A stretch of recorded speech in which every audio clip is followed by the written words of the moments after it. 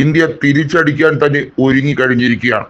അതിന്റെ മുന്നോടിയായി തന്നെയാണ് അർദ്ധരാത്രി മിസൈൽ വിക്ഷേപണം, അതും ഹ്രസ്വദൂര മിസൈൽ വിക്ഷേപണം പാക് അധീന കശ്മീരിലും അതുപോലെ തന്നെ പാകിസ്ഥാനിലെ ചില മേഖലയിലും, അതായത് 3 മേഖലകളിലായി 9 ഭീകര താവളങ്ങളിലാണ് മിസൈൽ വർഷിച്ചത് എന്നുള്ളത് വ്യക്തമായി കഴിഞ്ഞിരിക്കുന്നു.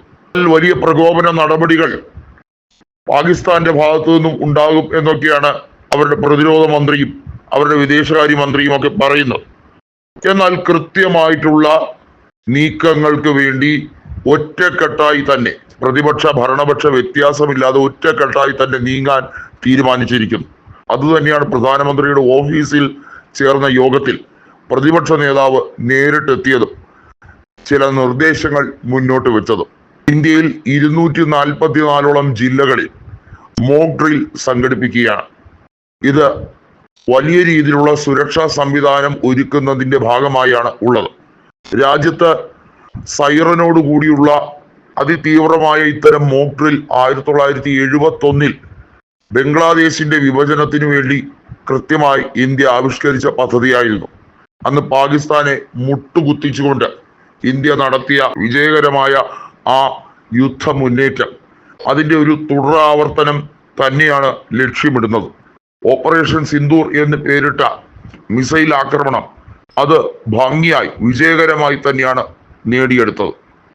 മാത്രമല്ല, ഇന്ത്യയിൽ പ്രതിപക്ഷ നേതാവായ രാഹുൽ ഗാന്ധി 2 നിർദ്ദേശങ്ങൾ കേന്ദ്ര മന്ത്രിസഭയ്ക്ക് മുന്നിൽ വെച്ചിരിക്കുകയാണ്.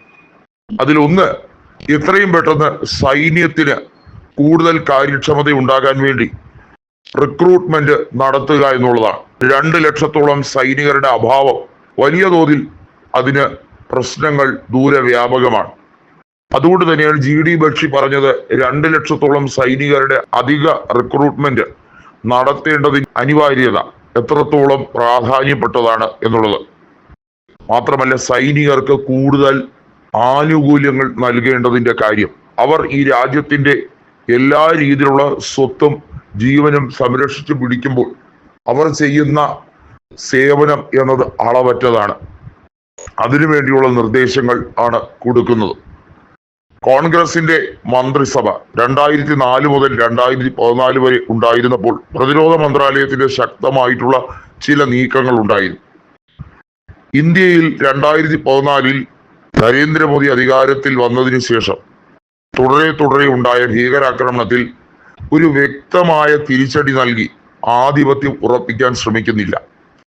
പാകിസ്ഥാൻ ഒക്കുപൈഡ് കശ്മീർ ഇനിയും വെച്ചുകൊണ്ടിരിക്കേണ്ട കാര്യമില്ല, അത് പിടിച്ചെടുക്കുക എന്ന നിർദ്ദേശം, അത് നേടിയെടുക്കാൻ ഇന്ത്യൻ സൈന്യം സുസജ്ജരാണ് എന്നുള്ളത് ആർമിയുടെ ചീഫ് വ്യക്തമാക്കിയ ഒരു കാര്യമാണ്. ഇനിയും വൈകരുത്,